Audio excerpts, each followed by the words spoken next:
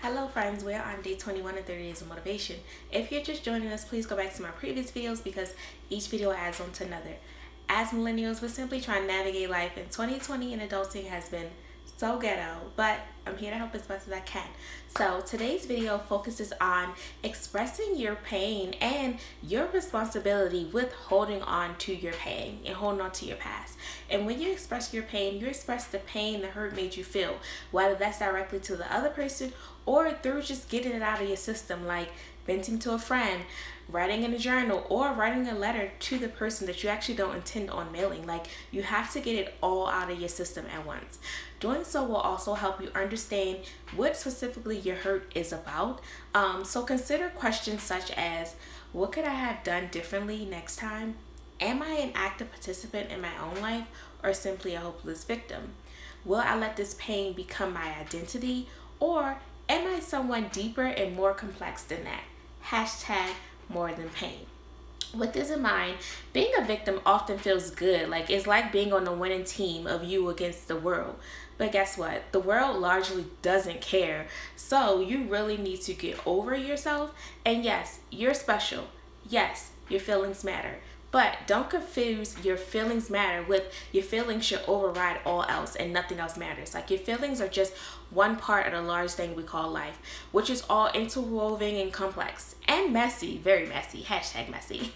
But in every moment, you have a choice to continue to feel bad about another person's actions or to start feeling good. You need to take responsibility on your own happiness and not put such power into the hands of another person. Like, why would you let the person who hurt you in the past have so much power over right here and right now? So, like, why not choose to engage in so much more thoughtful things and devote much energy to a person who you feel like wronged you? So now is the time to let that go. Like, let go of the past. Stop reliving it. Stop telling yourself that story where you're the victim and forever the victim of other people's horrible actions. Like, you can't undo the past. All you can do is make today the best day of your life. And when you focus on the here and now, you have less time to worry about the past and think about the past. And when the past memories creep into your consciousness, as of course they're bound to happen from time to time, acknowledge the pain and acknowledge them for the moment, and then bring yourself back into the present moment. Some people find it easier to do this with a conscious cue, such as saying to yourself, okay, it's all right, that was the past, and now I'm focused on my own future and my own happiness and my self-care, or whatever it is you want to say. But ultimately, you need to forgive them and forgive yourself. But forgiveness isn't saying, I agree with what you did. Instead, it's saying, I don't agree with what you did, but I forgive you anyway. And forgiveness isn't a sign of weakness. Instead, it's simply saying, I'm a good person, you're a good person. You did something that hurt me, but I want to move on and move forward in my life. And I want to welcome joy back into it. And I can't do that fully until I let this go and forgive you.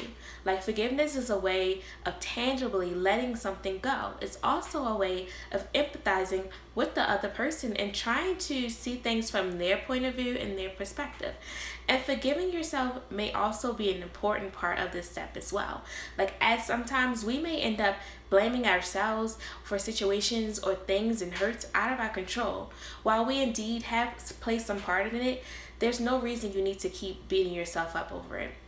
If you can't forgive yourself, how will you ever be able to live and forgive other people and have future peace and happiness?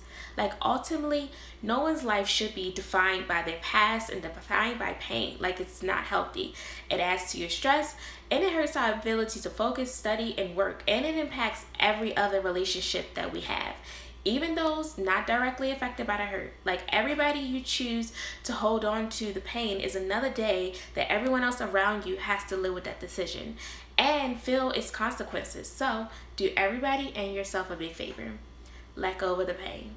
Do something different today and welcome happiness back into your life. Like, you deserve it. And with all this said, I told y'all it was long, but remember I said I wanted to talk about the 5 tips. But we're on this journey together. We developed a way on the way. You got this. We got this. Until next time, this has been your daily millennial motivation with the Millennial Educator. Let that pain go.